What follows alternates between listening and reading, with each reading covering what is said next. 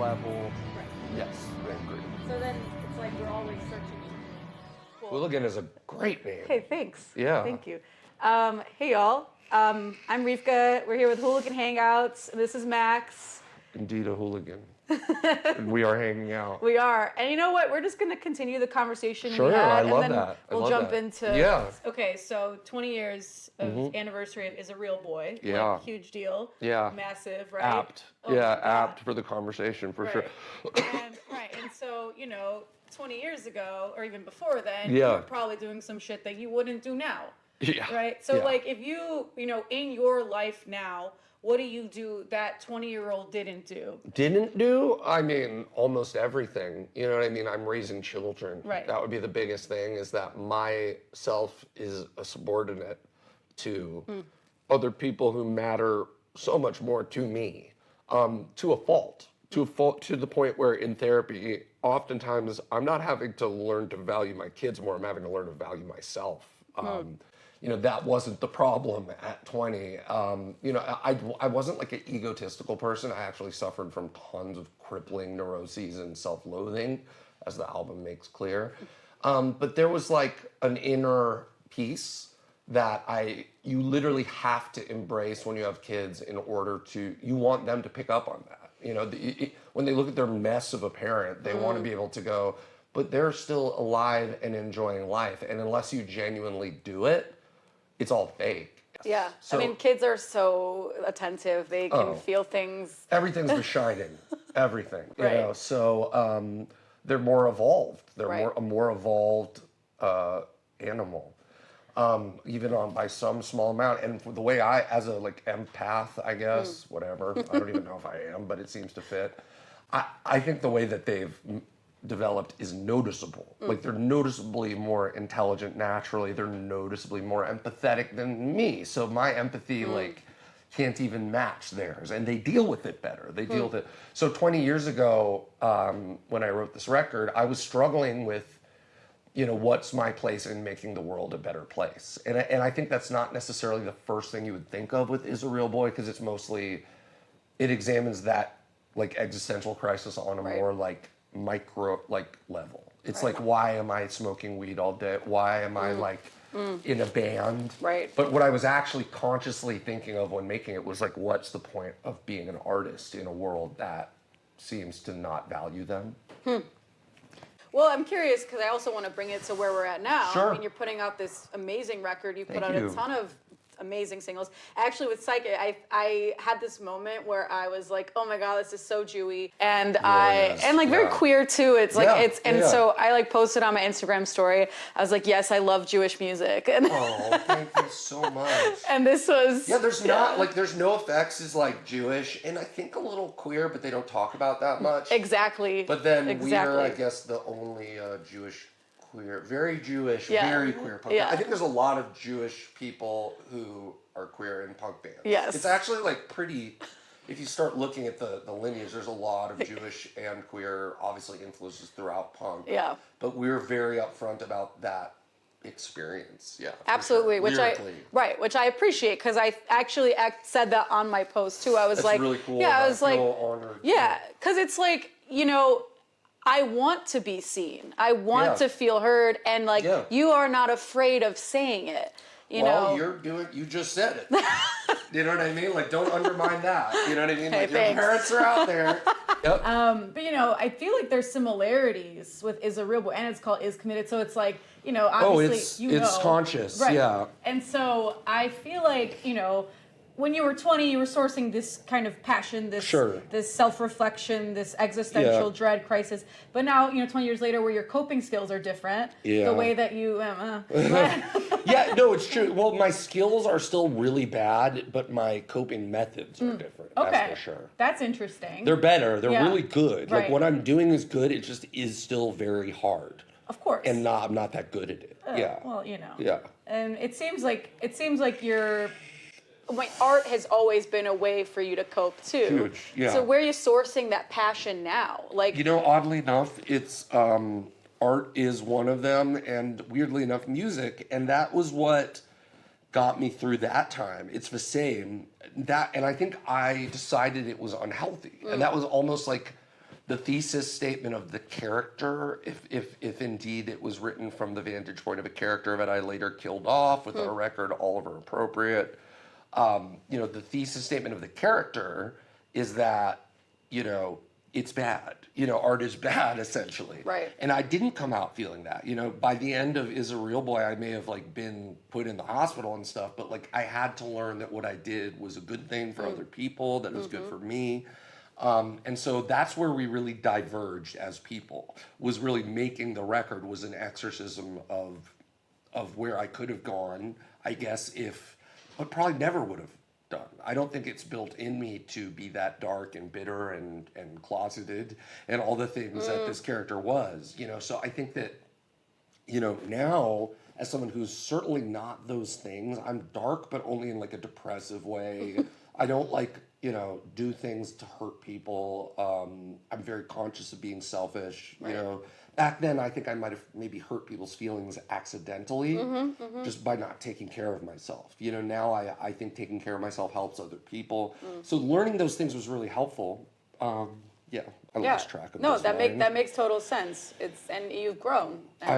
I've grown. Yeah, I've gotten old. But but aside from that, it's interesting because with these new songs, you were still able to tap into that Yeah, okay, so you were asking what so now I just write a lot of music. Yeah. I've even taken kind of a break from writing comics, which is my big other passion. Right. Because oddly enough, sitting in my room with a guitar and obsessing over music, which is something that, there's music therapy. People say do this to feel better when you don't do it at all. They're like, pick up a guitar. If you're a 35-year-old guy who's never picked up a guitar, it might help you feel better. Right. So for me to do it, it's my job. And it helps me feel better. So I've let myself. I feel guilt. This is very true. I feel guilt when I play music by myself because I could be doing something that's better for myself. I'm like, this is your job. You're a workaholic. Look at you. And it's just, and I'm not doing it for I'm stopping to be a present parent enough. I'm stopping to eat mostly. Right. I'm doing it probably in a relatively healthy way. I'm not doing drugs so I could do more and more and more, which I have done. Right. So it's really more I'm letting myself do a lot of the same things that I did when I was making Is a Real Boy, but they actually are done in a healthy manner. And so the new album is definitely, it was funny, the way I described it was I would go in saying the most sarcastic on purpose thing to try to encapsulate the spirit of Is a Real Boy, because the idea was let's make a parody of Is a Real Boy. Let's do a Tenacious D version. Yeah. But because that was already meta and a joke, it sort of became closer to who I am. It's still a character, but it's also say things that are not true. I hate myself, I hate my wife, I hate my kids and God. But it's so obvious to the people listening that this is my Max character and I don't hate any of that it's just kind of how I talk now. Totally. Whereas before it was a little bit more of a stretch because something like Every Man is a Molly, no one knew at the time, but I was a near virgin. I had some sex, but I certainly wasn't the kind of guy who had, was pissed because I wasn't having enough sex because I broke up with the girl because she didn't like that I was revealing too much about the relationship. That never happened. We had never toured.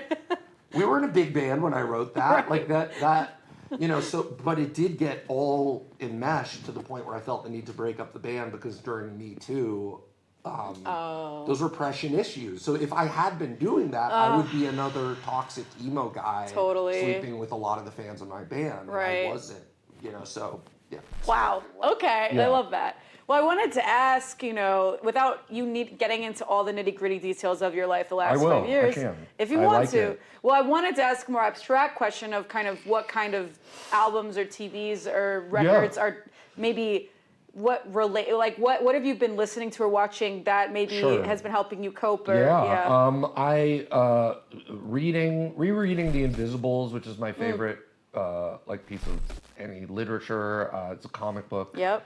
And it changed my life probably 15 years ago, and then I was never the same. I mean, it was written by a magician to save people's souls. I also want to recommend a comic called The Sixth Gun. Oh, it's fucking amazing. Okay. And the writer is really sweet Yes. guy who actually helped me feel better when I was having my own comic identity crises, and he's from the South. Yep. Have you read Harrow County? I haven't. Okay. You would love it. Harrow. Okay, so it's the guy who did the cover art for My Comic Polarity. Is this guy Tyler Crook, and he's probably my favorite comics artist working right now, and he worked with Cullen Bunn. Oh yeah. And it's more of like an A24 horror film. Whoa. Yeah, it's like a gothic, but it has that sort of almost YA like sensibility, because like Sixth Gun almost looks like a Disney cartoon. For sure, yeah. But it's like there's a lot of mature cool themes. like sci-fi western fantasy, which is my favorite style of graphic comic. Sure. Like East of West, like that genre. Yeah, so I had to cut out basically like right around East of West. East of West was probably the last. It was long. It was long, and it was the last thing that Image put out where I could actually have the time to read all of it. And then so many good books have come out since then, since I've had 5 kids in a row. Yes. And it's painful. Right. Painful. My favorite creators, and Oh, that's I want kids, and that scares me. No, it's good. It's 100% worth it. You know what I mean? Like, without a doubt, it's something that is viscerally painful, because I would be denying you the reality if I said it wasn't painful. It's the worst part. Cool. Well, we'll start wrapping up. I realize we're going on and on. The last question I wanted to ask is, who or what taught you angst? Taught me it. My dad. Yeah. Yeah, my dad is probably still one of the most angsty people I've ever met. And he also taught me to have humor about it. You know, my mom is annoyed by his angst, but it's like why they're a cute couple. But my dad, it's like you could say I'm almost a clone of my mom in a lot of ways. I really talk a lot like her. We have a lot of the same values, and they are kind of differentiated from my dad's on the surface. But what I've discovered in my 30s is how similar I am to my dad. And his thing was angst, but not just like, it's a righteous angst. You know what I mean? He's angsty because the world is unfair to people and it hurts people, and there's things that need to be corrected and validated, and there's a self-correction in there that is healthy. And I think that for me, not for everyone, but like for my mom, it doesn't work. Like she doesn't need that angst. She's got her own guilt, I guess, or whatever. Angst is, I guess, different than guilt, where there's a palpable anger towards like the injustice of the world, how it applies to yourself, even yourself and the things you do. And for me, that's a healthy, we were talking about it earlier a little bit, and it's actually a healthy coping mechanism if you can, and he's learned this in his old age, he is pretty old though, he's like 76, like, he would say that's old. To also give himself some credit, to let it, you know, not consume you to the point where you think you're a bad person all the time, or that the world is essentially gross and dark and bleak, and you could just sit there depressed about that forever. And, and he learned before my eyes that wouldn't work, and he would die from it. You know, so I had to learn that, but I learned it, you know, 20, 30 years before he did because of him. You know what I mean? So in my case, I've spent a lot of time angry at people that I still think deserved it. But also I've learned to forgive, you know, through that, and it's been really healthy. To forgive and still be angry is great.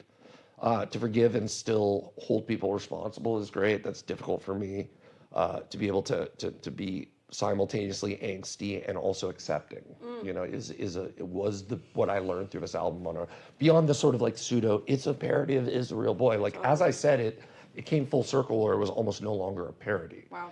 So what I learned on an actual deep spiritual level was like, I love these people that I'm mad at. You know, that's just as important as that. That's why I'm even mad at them. Wow. Yeah.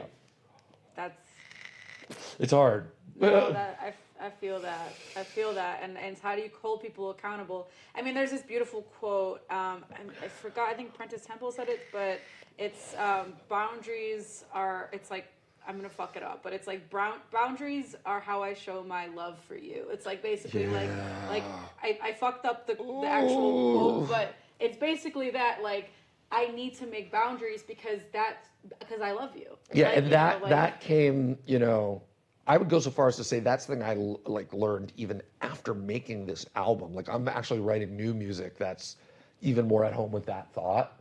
with both those feet, you know, but that is next level. Yeah. Yeah. Oh, I'm gonna think of the right quote, but yeah, I think That's a good one. yeah, for sure. Yeah. All right, well, I think that was it. Yeah, Okay, awesome. thanks. Thank you so much. I appreciate Thank you it. guys. All right.